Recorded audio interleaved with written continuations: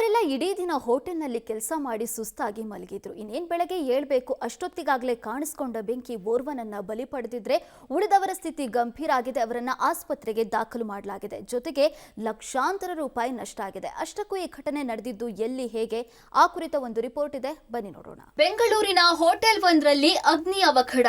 Durgashree grand ರೆಸ್ಟೋರೆಂಟ್ನಲ್ಲಿ ಬೆಂಕಿ. ಸ್ವಲ್ಪ ಎಚ್ಚರ ತಪ್ಪಿದ್ರೂ ಆಗ್ತಿತ್ತು ದೊಡ್ಡ ದುರಂತ.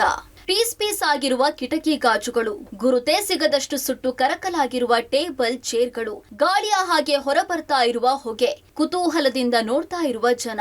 ಇದಕ್ಕೆಲ್ಲ ಕಾರಣ ದುರ್ಗಾಶ್ರೀ ಗ್ರಾಂಡ್ ಹೋಟೆಲ್ನಲ್ಲಿ ಸಂಭವಿಸಿದ ಅಗ್ನಿ ದುರಂತ.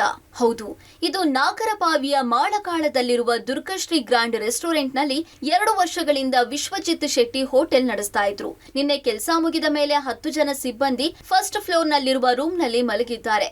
ಬೆಳಗಿನ ಜಾವ ಸುಮಾರು 3:30 ಸುಮಾರಿಗೆ ಬೆಂಕಿ ಕಾಣಿಸಿಕೊಂಡಿದೆ. ಅಲರ್ಟ್ ಆದ ಸಿಬ್ಬಂದಿ ಹೊರಗೆ ಬರೋದಕ್ಕೆ ಟ್ರೈ ಮಾಡಿದ್ದಾರೆ. 4 ಜನರಿಗೆ ಗಾಯಗಳಾಗಿದ್ದು, ಅದರಲ್ಲಿ ಓರ್ವ ವ್ಯಕ್ತಿ ಹೊಗೆಯಿಂದ ಉಸಿರಾಡೋದಕ್ಕೆ ಆಗದೆ ಮೃತಪಟ್ಟಿದ್ದಾನೆ. ಅಗ್ನಿಶಾಮಕ ದಳದ ಸಿಬ್ಬಂದಿ 3 ಗಂಟೆಗಳ ಕಾಲ ಕಾರ್ಯಾಚರಣೆ ಮಾಡಿ ಬೆಂಕಿ ನಂದಿಸಿದ್ದಾರೆ. ನಾವು ಇವಾಗ ಶನಿವಾರ ಭಾನುವಾರ ಬತ್ತು ಅಂತ ಅಂದ್ರೆ ಸ್ವಲ್ಪ ಈ ಹುಡುಗರುಗಳು ವೀಲಿಂಗ್ ಮಾಡ್ಕೊಂಡು ಸೌಂಡ್ ಮಾಡ್ಕೊಂಡು ಹೋಗ್ತಾರೆ. ಆ ಥರ ಯಾರೋ ಇರಬೇಕು ಅಂತ ಅಂದ್ಬಿಟ್ಟು ನಾವು ಇದು ಮಾಡಿದ್ವಿ.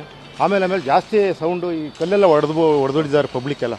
ಈ ಗ್ಲಾಸ್ ಇತ್ತಲ್ಲ ಎಲ್ಲ ಕಲ್ಲೆಲ್ಲ ಹೊಡೆದಾಗ ಜಾಸ್ತಿ ಸೌಂಡ್ ಆಯ್ತಲ್ಲ ಅಂದ್ಬಿಟ್ಟು ನಾವು ಎದ್ದು ಈಚೆ ಬಂದು ನೋಡಿದ್ವಿ. ಆಮೇಲೆ ಈಚೆ ಬಂದು ನೋಡಿದಾಗ ಎಲ್ಲ ಬೆಂಕಿ ಫುಲ್ ಹತ್ಕೊಂಡ್ಬಿಟ್ಟಿದ್ದು ಬಿಲ್ಡಿಂಗ್ ಪೂರ್ತಿ. ಈ ಕಡೆ ಫಸ್ಟ್ ಫ್ಲೋರ್ ಇಂದ ಪೂರ್ತಿ ಮೇಲೆ ಇದಾಗ್ತಿತ್ತು. ಘಟನೆಯಲ್ಲಿ ಹೋಟೆಲ್ನಲ್ಲಿದ್ದ ಲಕ್ಷಾಂತರ ರೂಪಾಯಿ ಮೌಲ್ಯದ ದಿನಸಿ ಸಾಮಗ್ರಿಗಳು ಸೇರಿದಂತೆ ತಟ್ಟೆ, ಲೋಟ, ಫ್ರಿಡ್ಜ್, ಓವನ್, ಟೇಬಲ್, ಫ್ಯಾನ್ ಸುಟ್ಟು ಕರಕಲಾಗಿದೆ. ಇನ್ನು ಬೆಂಕಿ ನಂದಿಸುವುದಕ್ಕೆ ಸ್ಥಳೀಯರು ಕಿಟಕಿ ಗಾಜುಗಳನ್ನ ಒಡೆದು ಹಾಕಿದ್ದಾರೆ. ಹೊರಗಡೆ ಇದ್ದ ಡಿಜಿಟಲ್ ಬೋರ್ಡ್ ಕೂಡ ಸುಟ್ಟು ಹೋಗಿದೆ. ಕಳೆದ 2 ವರ್ಷಗಳ ಹಿಂದೆಯಷ್ಟೇ ಇನೋವೇಷನ್ ಮಾಡಿಸಿದ್ರಂತೆ. ತುಂಬಾ ಫೋರ್ಸ್ ಇತ್ತು. ಆಮೇಲೆ ಎಲ್ಲ ಪಬ್ಲಿಕ್ ಇವರು ಮತ್ತೆ ಪೊಲೀಸ್ನವರೆಲ್ಲ ಬಂದಿದ್ದಾರೆ. ಬಂದು ಫೈರ್ ಇಂಜಿನ್ಗೆಲ್ಲ ಇದು ಮಾಡಿದ್ದಾರೆ.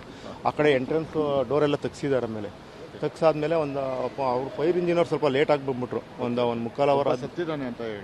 ಒಬ್ಬ ಸತ್ತಿದ್ದಾನೆ. ಮೇಲ್ಗಡೆ ಫಸ್ಟ್ ಫ್ಲೋರ್ ಅಲ್ಲಿ ಸರ್ವಿಸ್ ಹಾಲ್ ಅಂತ ಮಾಡ್ಕೊಂಡಿದ್ದಾರೆ. ಅಲ್ಲಿ ಒಂದು 5 ಜನ ಇದ್ರು. ಅವರು ಈಚೆ ಬರಕ್ಕಾಗ್ದಲೇ ಆ ಕಡೆ ಏನೋ ಎಂಟ್ರೆನ್ಸ್ ಲಾಕ್ ಮಾಡ್ಬಿಟ್ಟಿದ್ರಂತೆ.